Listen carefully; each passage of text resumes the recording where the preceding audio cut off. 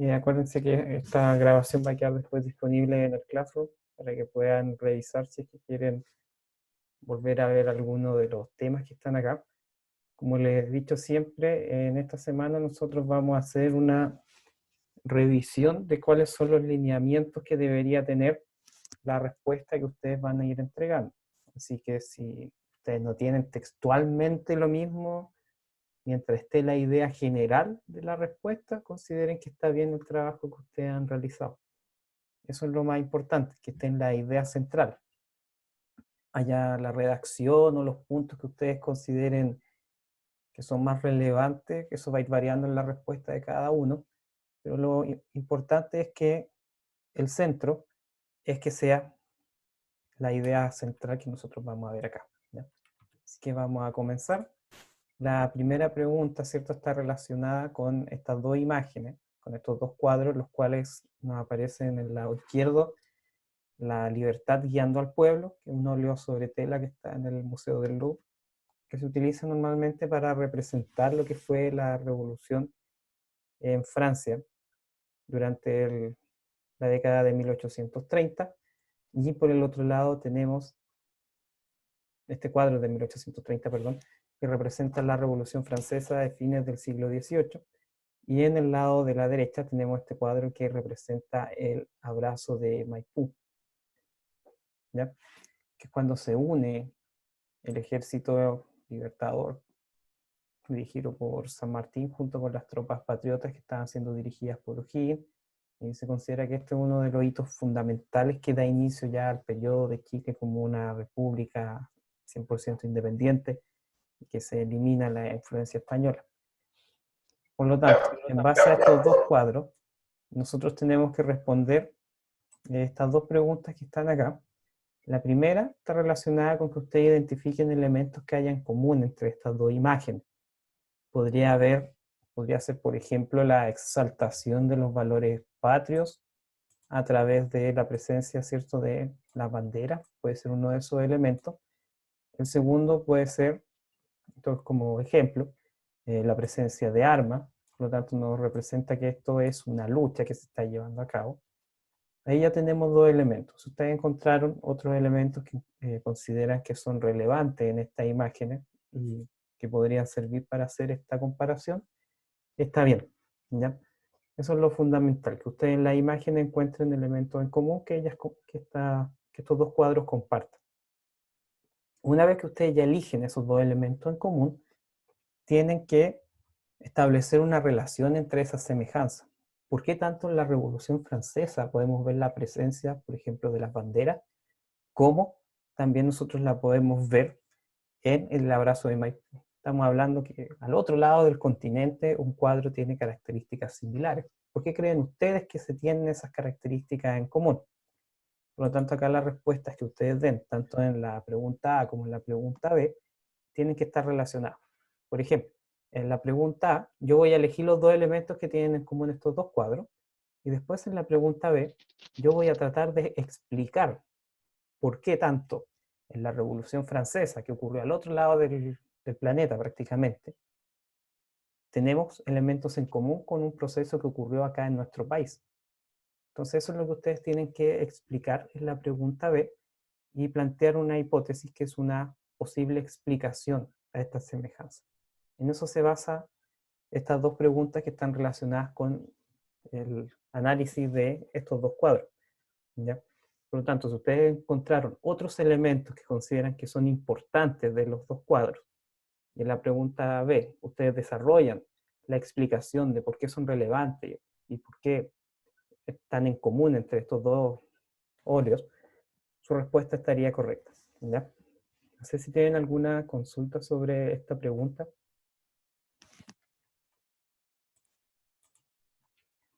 Bueno, siguiendo con la pregunta número 2, pasamos, ¿cierto? Voy a borrar las rayas que hice encima.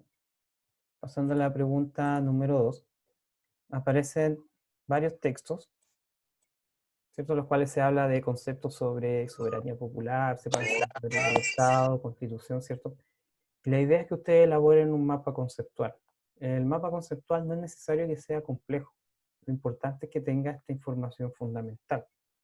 Por ejemplo, en este caso que está acá, yo puse como título el ideario republicano y liberal, ya que es esta idea de construir una sociedad, una república que sea más justa, que entregue mayores oportunidades a las personas, mayores libertades, y como elementos fundamentales de este ideario republicano, de esta forma de organización más democrática, tengo tres elementos que son de acuerdo a los que están contenidos en el texto. La soberanía popular, ¿cierto? Que es el concepto en el cual se habla de que el poder se le entrega a las personas. Las personas lo van a ejercer ya sea de forma directa o indirecta a través del sufragio. Tenemos el concepto de separación del Estado, que es fundamental para una república. Acá no se olviden que cuando hablamos de separación de los poderes del Estado, estamos hablando del poder ejecutivo, legislativo y judicial, que estos tres poderes son los que se van a equilibrar, van a entregar mayor control sobre todo a las personas que están gobernando. Y finalmente la Constitución, que es esta ley fundamental que rige el orden institucional y social dentro de un país. Por lo tanto, estos tres elementos tenemos que son fundamentales para comprender lo que es un ideario republicano y liberal. ¿Ya? Este es el ejemplo del mapa conceptual. En el caso de que ustedes elaboren un mapa, lo importante es que estén estos tres principios fundamentales: soberanía popular, separación de poderes del Estado y constitución. Si ustedes elaboran un mapa conceptual más complejo, está bien, que esto que les estoy mostrando a ustedes es como la base de lo que debería haber.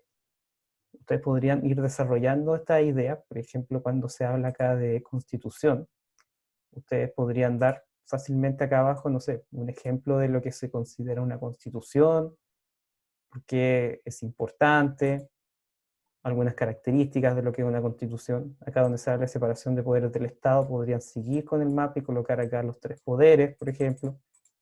Y cuando se habla de soberanía popular, también podrían colocar acá los fundamentos que tiene esa soberanía popular. Como les decía anteriormente, esto es como el esquema base que debería tener su respuesta en este momento. La organización de la información también es libre. Si ustedes lo quieren organizar de otra forma, no hay ningún problema, mientras estos tres conceptos clave estén presentes. Así que, siguiendo a la pregunta número 3, estas son preguntas que están relacionadas principalmente con la comprensión lectora. Aparece una serie de documentos en los cuales se habla de liberalismo, de república y de constitución. Y lo que ustedes tienen que hacer es elaborar una definición de cada uno de esos conceptos en base a lo que ustedes van a leer en la guía. Cuando nosotros hablamos de liberalismo, estamos hablando de una ideología que defiende la libertad de las personas, que busca que el Estado no intervenga en la vida de nosotros, que no intervenga en la economía. Es decir, es un sistema que principalmente le entrega libertad de acción a los ciudadanos, a las empresas y en general dentro del Estado de Derecho. Cuando hablamos de Estado de Derecho quiere decir que el Estado va a establecer normas básicas de convivencia social. Y dentro, mientras uno cumple esas normas, se va a entender que va a poder hacer cualquier cosa dentro de la vida social. Creer en lo que estime conveniente, colocar la empresa que le dé la gana, relacionarse con quien quiera, asociarse con la persona que estime conveniente. Es decir, que el Estado no prohíba fundamentalmente cómo yo voy a desarrollarme como ciudadano. Sí tengo que cumplir normas que son básicas, que principalmente tienen relación con establecer los límites de mi libertad, que normalmente se entiende que es cuando comienza la libertad de la otra persona. También tenemos el concepto de república, que es esta forma de gobierno en la cual nosotros estamos viviendo el día de hoy en Chile, que se caracteriza por ser un Estado unitario principalmente, tiene la figura de un jefe de gobierno, que es el presidente. Este jefe de gobierno se elige de forma periódica, en el caso chileno cada 4 años, mediante elecciones, en las cuales nosotros elegimos entre distintos candidatos a las personas idóneas para que nos gobiernen y administren el Estado. Y finalmente, el tercer concepto que aparece en estos textos está relacionado con la Constitución, que el día de hoy, por sobre todas las cosas, está muy en boga este tema, y la Constitución es la base legal que rige y norma un país.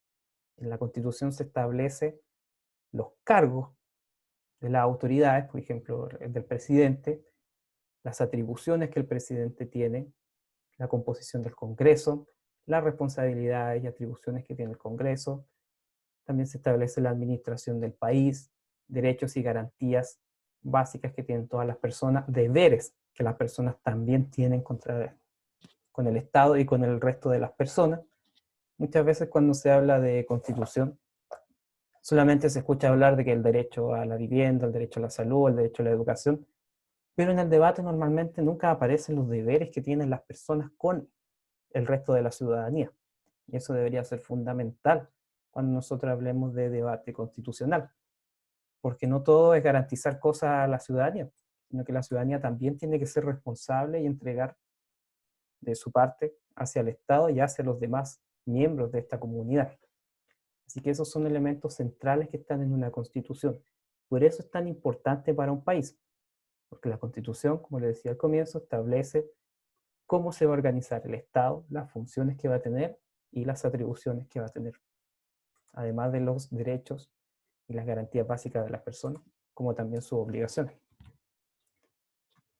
En base a los principios que nosotros vimos, ¿cierto?, en la pregunta anterior, liberalismo, república y constitución, ustedes tienen que pensar por qué esos principios son importantes para formar un Estado que se considere democrático. Aquí pueden pensar en el caso de Chile. ¿Por qué es importante el liberalismo? ¿Por qué es importante la república? ¿Por qué es importante la constitución al momento de formar un país, al momento de crear un Estado como es de ser el nuestro? Y acá tiene que ir una justificación de ustedes.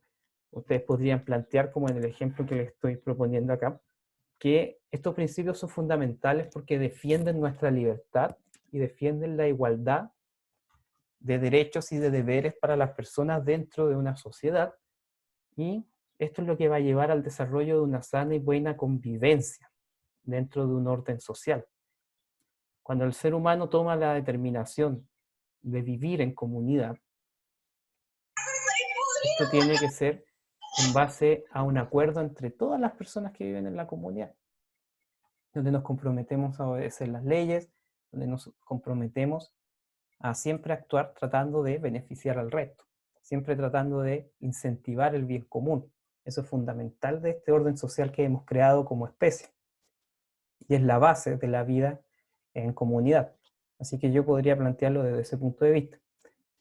Acá en esta pregunta lo fundamental es que, si bien en la primera ustedes definieron estos conceptos, que era liberalismo, república, constitución, en la pregunta 2, ustedes acá tienen que desarrollar una explicación de por qué es importante para un Estado tener estos principios, y piensen en el caso de Chile.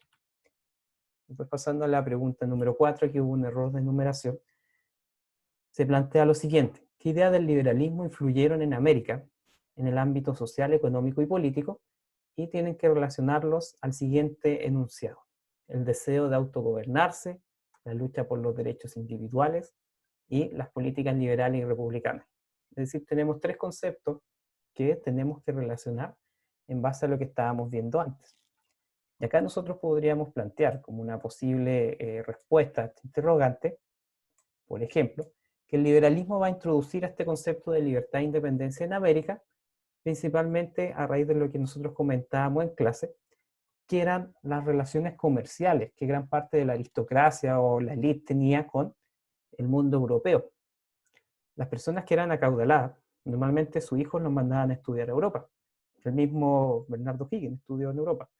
Y después, cuando él vuelve a nuestro país, trae todas esas ideas del liberalismo que las vio en el colegio, en la academia donde estudiaron, las traen acá a nuestro país y empiezan a transmitirla al resto de este grupo social, al resto de la aristocracia.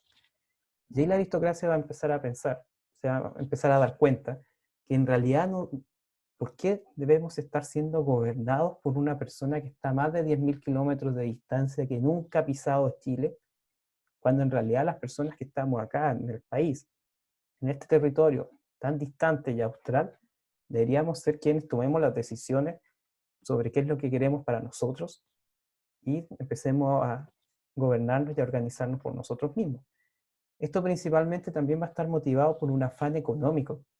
Mientras nuestro país era parte del Imperio Español, el Imperio Español va a ejercer un fuerte monopolio comercial, en el cual los empresarios, agricultores que habían en Chile no podían vender sus productos a otras partes del planeta. No los podían vender a Inglaterra ni a Asia, sino que sí o sí tenían que vendérselo a España, y más encima España fijaba los precios. Entonces esto finalmente va a terminar desencadenando, podríamos decir, un enojo masivo y una frustración también en los empresarios. Y estos empresarios finalmente después van a terminar, estos agricultores principalmente y comerciantes, van a terminar tomando esta idea de liberalismo, de autogobernarse, para justificar el proceso de independencia. Así que por eso es fundamental estos elementos que nosotros vemos acá. El deseo de autogobernarse, la lucha por derechos individuales y políticas republicanas. ¿Por qué seguir estando bajo una monarquía con un rey que está al otro lado del planeta, si nosotros podemos decidir quién nos gobierne entre nosotros mismos? Y de esa forma armamos un país más democrático.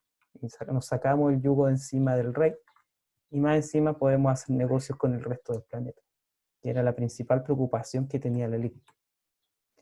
Después, pasando a la siguiente pregunta, que estaban relacionadas con la cultura burguesa, estos conceptos que nosotros vimos en clase, si se acuerdan, que era esta clase social que era principalmente acomodada, que se dedicaba al comercio, que eran funcionarios públicos, empresarios, era una clase social bastante acomodada, que tenía un gran capital cultural, eran personas muy cultas.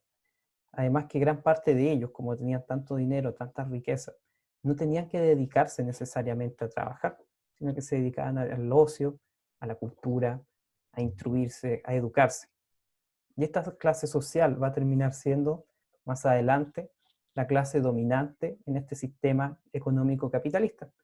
Y hasta el día de hoy, siempre se ha asociado a la persona que tiene una gran acumulación de dinero, se ha asociado con el poder, porque esta gran acumulación de dinero le va a permitir ser influyente en otros aspectos de la vida social. Así que en la primera pregunta, la A está relacionada a quién eran los burgueses, ¿cierto? Esta clase social acomodada que se va a dedicar principalmente a los negocios, al ocio, a la cultura, como nosotros vimos en clase, y va a ser una clase dominante hasta el día de hoy. Usando la pregunta B, ¿por qué crees que la burguesía alcanzó tanto poder económico y político durante el siglo XIX? Por ejemplo, porque van a desarrollar grandes fortunas a través de los negocios y las inversiones que ellos van a hacer. Y todo ese poder económico que tenían, después lo van a buscar transformar en poder político. Y aquí se va a empezar a romper un poco el esquema tradicional que existía.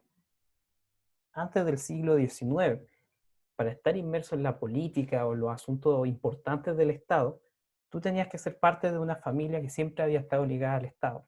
Es decir, haber sido parte de la nobleza, de este sector social acomodado, que normalmente transmitían tanto la influencia que ellos tenían como la riqueza de generación en generación. Pero ahora van a surgir los burgueses, que eran personas que muchas veces surgían de un sector más bajo, pero que a raíz de buenos negocios o de la inteligencia que ellos tenían, van a ir amasando grandes fortunas. Y esas grandes fortunas después ellos van a querer transformarlas también en influencia dentro de las decisiones del Estado, y ahí se van a empezar a meter en la política. Y por eso es que para ellos va a ser importante el liberalismo político, porque les va a permitir romper el esquema tradicional que existía y empezar a participar en las decisiones del Estado. Y muchas veces esa participación que van a tener en el Estado va a ser para beneficiarse a ellos mismos. Por ejemplo, transformarse en parlamentarios para aprobar leyes que beneficien a los negocios que tú estás haciendo. Y nosotros acá en Chile podemos ver eso con la figura de Diego Portales durante el siglo XIX. A Diego Portales le interesaba tener a Chile ordenado y funcionando y que la gente respetara la autoridad y las leyes, porque de esa forma Portales podía hacer sus negocios de mejor manera y se podía enriquecer claramente de una forma más rápida. Así que por eso es fundamental entender que este sector social, la burguesía, siempre va a estar relacionado con lo que es la actividad económica, la acumulación de riqueza y también el poder político. Pasando a la siguiente pregunta, ¿qué aspectos de la cultura burguesa del siglo XIX creen ustedes que están vigentes en la actualidad? Yo acá les coloqué los principios, o los aspectos en realidad, de la cultura burguesa que nosotros vimos en clase y que también están en su guía, que son la valoración del esfuerzo individual, la relación entre el consumo y el ocio, es decir, el gasto de dinero y el ocio, dedicarse a actividades que tengan, que entregan principalmente, podríamos decir, un bienestar a las personas, como puede ser dedicarse al teatro, al cine, a la pintura, a la música, y la libertad económica y política. Si ustedes se fijan, estos tres aspectos de la burguesía del siglo XIX, nosotros podemos plantear que están vigentes el día de hoy. ¿Y por qué están vigentes? Ahí queda el trabajo que ustedes van a tener que realizar, van a tratar de ir extrapolando estas ideas a lo que sucede el día de hoy en la sociedad actual. Por ejemplo, la valoración del esfuerzo individual sigue altamente vigente. Uno normalmente, en nuestra sociedad chilena por lo menos, se valora mucho a las personas que logran salir de una situación muy compleja económicamente, de una situación de vulnerabilidad social, por ejemplo, que logran salir adelante y que logran llegar a un nivel de calidad de vida superior. Un ejemplo claro que se ha visto en los últimos meses en el ámbito de nuestro país, es el claro ejemplo del actual presidente del Banco Estado, que anteriormente fue ministro de Desarrollo Social, que es Sebastián Sichel, quien él presenta que él vivía, cuando era chico, vivía como en la parte de atrás de una vulcanización, tenía muchos problemas económicos, tuvo que arreglársela solo con su mamá, le costó muchísimo la vida, pero que él aprovechó las oportunidades que encontró, estudió, logró tener una beca para entrar a la universidad, estudió en una de las mejores universidades de Chile, en la Universidad Católica, terminó su carrera, y después fue ascendiendo hasta llegar el día de hoy a ser el presidente del Banco Estado. Por lo tanto, se valora las historias como las de este personaje, porque hasta el día de hoy existe esa valoración del esfuerzo que cada persona hace. Siempre se ha dicho que en Chile existen oportunidades, pero que las personas tienen que tomarlas y lograr sacarle provecho a ellas y salir adelante. Por lo tanto, por lo menos en nuestro país todavía sigue vigente esto. La relación con el consumo y el ocio, muchas veces en la sociedad actual se plantea que la libertad, en realidad que uno tiene, está estrechamente ligada a la capacidad económica que una persona tiene. Antes de la pandemia, por ejemplo, si yo vivo en una ciudad y quiero hacer actividades recreativas en una ciudad, tengo que pagar la entrada al cine, tengo que pagar la entrada al parque, la entrada al teatro, por ejemplo, la entrada al museo. Quiero jugar con mis amigos, tengo que comprar una consola para jugar en línea, tengo que pagar internet. Por lo tanto, está relacionado lo que es el gasto de dinero con lo que es divertirse, con lo que es el ocio. Y en tercer lugar, la libertad económica y política, por lo menos en gran parte del mundo occidental, es fundamental. Yo no entiendo un país que logre desarrollo económico sin la existencia de libertad en el ámbito económico y libertad política. Libertad política. Un país que está inmerso en una dictadura, por ejemplo, es un país que no va a tener esta libertad económica y que tampoco va a tener libertad política para que las personas se puedan organizar, para que las personas puedan tomar las decisiones por sí mismas. Por lo tanto, se entiende el día de hoy que es fundamental para el desarrollo económico de un país la existencia tanto de libertad en cuanto a los derechos y garantías que las personas tienen, también libertad como la participación en la toma de decisiones del Estado y también la libertad en el ámbito de poder emprender libremente. Así que esos son elementos fundamentales que ustedes tienen que extrapolar y tratar de llevar a la sociedad actual y fundamentar por qué estos elementos están vigentes. Y ustedes también podrían considerar, podrían decir, no, ¿sabe qué, profesor? Yo considero que el día de hoy la valoración del esfuerzo individual no existe.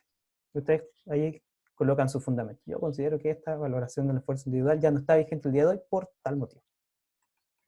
Por lo tanto, en esta pregunta no pueden haber respuestas malas, lo que sí puede haber fundamentos que sean equivocados o argumentos que no tengan sentido por lo que se está proponiendo. Pasando a la pregunta número 6 y última, en este caso, ¿cierto? Aparecía nosotros mismos igual en clase, en el caso de algunas mujeres que daban su punto de vista de qué es lo que pasaba en esta sociedad, que si bien la cultura burguesa era una sociedad que hablaba de libertad, que hablaba de oportunidades, esas oportunidades estaban restringidas principalmente al hombre y no a la mujer. La cultura burguesa seguía colocando a la mujer en un rol secundario, pero aquí van a empezar a surgir voces disidentes de algunas mujeres intelectuales que van a empezar a plantear que en realidad el rol que debe tener la mujer en la sociedad no debe estar rezagado detrás del hombre, sino que debe ser igual de importante o incluso más importante incluso que el hombre, y que el aporte que puede hacer al resto de la sociedad incluso puede ser mejor que el que hace el hombre. Aquí se va a empezar a plantear esta idea de la equidad de género, de empezar a igualar las cosas y de acabar con estas discriminaciones que muchas veces se consideran arbitrarias. Por lo tanto, acá se plantea, ¿cierto?, que las mujeres de todos los grupos sociales, especialmente las burguesas, eran educadas para mantenerse en el ámbito de la vida privada sin participar de la política y la vida pública. ¿Crees que todas las mujeres siguieron este modelo? Y se les pregunta si conocen el caso de Olimpia de Gouges. Y acá la respuesta podría ser que no, porque el caso de ella, ¿cierto?, fue un caso, fue muy controvertido, ¿ya? Y además se va a ser la primera persona, por lo menos mujer, que va a empezar a reclamar en contra de la esclavitud. Va a escribir ensayos, es decir, va a tener el respaldo teórico, el respaldo intelectual. El día de hoy, por ejemplo, si yo quiero estar inmerso dentro del mundo intelectual, tengo que escribir ensayos o papers que tengan respaldo científico o que tengan algún respaldo en fundamentos de otras personas, de otros historiadores o de otras investigaciones. Y ella va a empezar a alzar la voz y como ella se va a atrever a hablar, va a empezar a ganar, ¿cierto?, la admiración de otros grupos de intelectuales y también se va a hacer como una portavoz de este movimiento abolicionista. Así que, perdón, tenemos que la participación de la mujer empieza en esta época, pero no existía de forma generalizada en la sociedad burguesa por lo menos. Van a ser algunos casos específicos, los cuales se nos van a presentar, donde va a haber una participación de la mujer. Pero recién nosotros podemos hablar que empieza a masificarse la participación de la mujer en la educación y en el ámbito intelectual y en el ámbito del trabajo en el siglo XX. E incluso al día de hoy todavía existe una gran brecha entre las condiciones laborales, por ejemplo, que hay entre hombre y mujer. Por lo tanto, todavía queda bastante más que trabajar en lo que es la equidad de género. Y esto ya empieza a surgir con una voz de alarma durante el siglo XIX, siglo XVIII. Así que estos son los elementos, las ideas centrales que deben estar en su guía, en la respuesta que ustedes vayan haciendo. La idea, acuérdense, de esta sesión siempre ha sido que ustedes aprovechen de ir viendo y de ir revisando el desarrollo de su guía y de esa manera también ir corrigiendo aquellas preguntas que ustedes quizás consideran que no estaban completas o que les faltaba algún elemento. Y acuérdense de escribir en el chat presente para que quede el registro de su participación en la sesión del día de hoy. Yo después reviso el chat y de ahí voy sacando el nombre de las personas que estuvieron en la clase. No sé si tengan alguna consulta sobre las preguntas y el desarrollo de la guía para que aprovechen de realizarla ahora. Yo no entendí muy bien la parte de cómo hacer el mapa conceptual. Ya. Vamos al mapa conceptual. Miren, en el mapa conceptual, aquí están los 4 puntos principales que están en la información que está en la guía. Lo que ustedes tienen que hacer acá, por ejemplo, yo les mostré los 4 puntos principales. Cuando nosotros hacemos un mapa conceptual, normalmente vamos organizando la información la vamos jerarquizando, entre lo que nosotros consideramos que es la idea principal, la idea central, que en este caso es el ideario republicano, y de esta idea principal, de esta idea central, que es este ideal de república y este ideal de libertad, surgen lo que nosotros podríamos considerar que son los pilares de esta idea.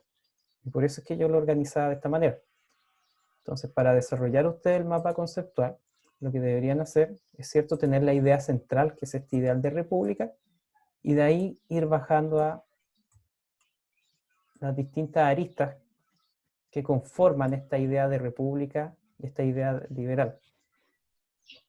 Como les decía, esta era la base. Ustedes acá pueden seguir desarrollando lo que es la soberanía popular, acá pueden colocar una pequeña descripción, como aquí también pueden colocar los tres poderes del Estado, o acá ejemplificar los tipos de constituciones, o por qué es importante una constitución.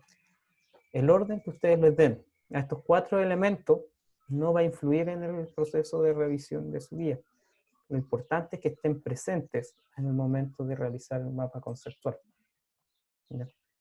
No sé si queda claro de esa forma.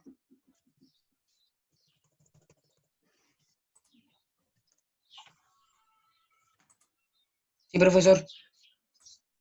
Muchas gracias. No, de nada. No sé si hay alguna otra consulta. Yo tengo una. Francisco. Bueno, en la parte sobre el liberalismo, república y constitución, yo tengo una parte de la definición de constitución que quiero saber si es que está bien, que es que se deriva del contrato originario y sobre que deben fundarse todas las normas jurídicas de un pueblo. ¿Estaría bien? Está bien, porque Ah, bueno. cuando tú creas la Constitución, ¿cierto? La Constitución emana de lo que se considera que es este contrato social, que es la base de la vida en comunidad que nosotros hemos conformado. Y toda ley que se apruebe dentro del territorio nacional, por ejemplo, dentro de Chile, toda ley que se apruebe en Chile, sí o sí, debe respetar lo que la Constitución dice. Si yo como diputado creo una ley nueva, por ejemplo, que va en contra de un artículo que está en la Constitución, esa ley que yo cree como diputado puede ser declarada inconstitucional y esa ley no va a ser válida, se va a anular. Es decir, que es como si nunca existiera. Y eso es lo mismo que estás planteando tú en tu respuesta, que es lo que rige y lo que ordena la normativa y que ordena también la vida social. La descripción está bien, corresponde a lo que se considera constitución. Muchas gracias. No sé si hay alguna otra consulta.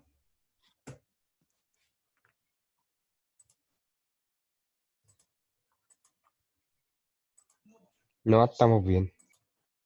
Bueno, si no hay más La, consulta, ¿o sí? yo sí, es que yo me metí un poquito tarde y no tenía duda en la de las imágenes, de la primera, por eso es que me metí un poquitito, como 5 minutos Ya. tarde y Mira, en el caso de esta pregunta, lo que tú tienes que hacer, si te fijas la A y la B, la pregunta A, te pide que identifiques 2 elementos en común. Entonces esto es como cuando uno hacía eso, como busque las diferencias y las similitudes. Busca 2 cosas en común que tenga el cuadro de la libertad, que está a la izquierda, y el del abrazo de Maite. Tú identificas 2 elementos en común del cuadro, y en la pregunta B, en la pregunta 1 tú los describes. Dice, elemento en común, por ejemplo, la bandera y las personas con armas. Yo tengo esos 2 elementos en común, lo escribo acá en la pregunta A. Y en la pregunta B, trato de explicar por qué estos 2 cuadros tienen esos 2 mismos elementos, siendo que son de hechos distintos.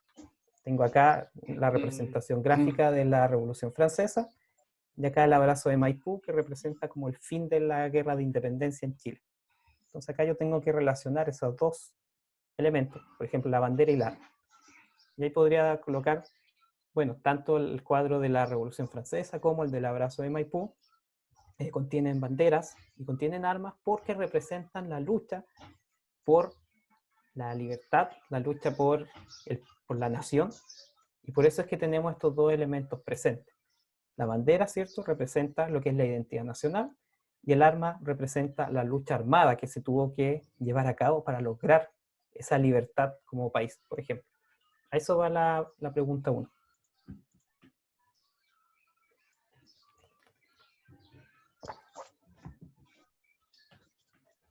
¿Alguna otra consulta o duda que tengan?